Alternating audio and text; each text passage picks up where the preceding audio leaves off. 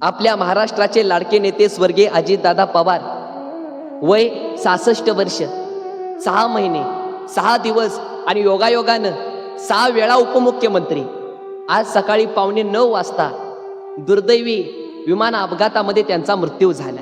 आता सोडून गेल्यामुळे जी पोकळी निर्माण झाली ना, आता ती पोकळी आता कोणी सुद्धा भरून काढू शकत नाही. ह्याची कल्पना प्रत्येकाला आहे.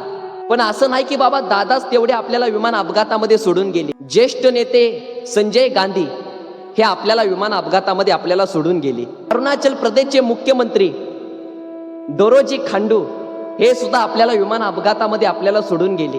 केंद्रीय मंत्री सुरेंद्र सिंग हे सुद्धा आपल्याला विमान अपघातामध्ये आपल्याला सोडून गेले. अरे एवढंच काय, माजी उपमुख्यमंत्री 2025 मध्ये अहमदाबाद मध्ये ज्या विमानाचा जो अपघात झाला, विमान क्रॅश झालं, त्याच्यामध्ये माजी उपमुख्यमंत्री विजय रुपानी हे सुद्धा आपल्याला सोडून गेले. आणि आज सकाळी 8:45च्या दरम्यान आपल्या महाराष्ट्राचे ज्येष्ठ लाडके नेते, बारामती ज्यांची कर्मभूमी म्हणून ओळखलं जात होतं, त्या कर्मभूमीमध्ये त्यांचं विमान क्रॅश झालं आणि त्या विमानामध्ये त्यांचा अपघात झाला.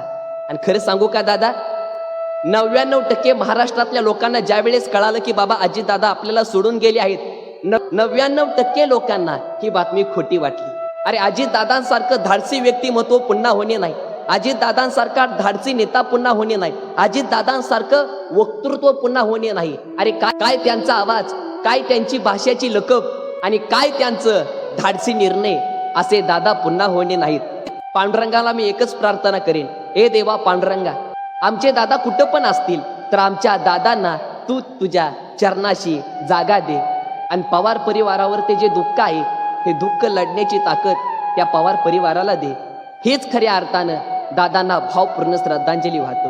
दादा तुम्ही पुन्हा एकदा या, हा महाराष्ट्र अजून सुद्धा तुमची वाट पाहतो.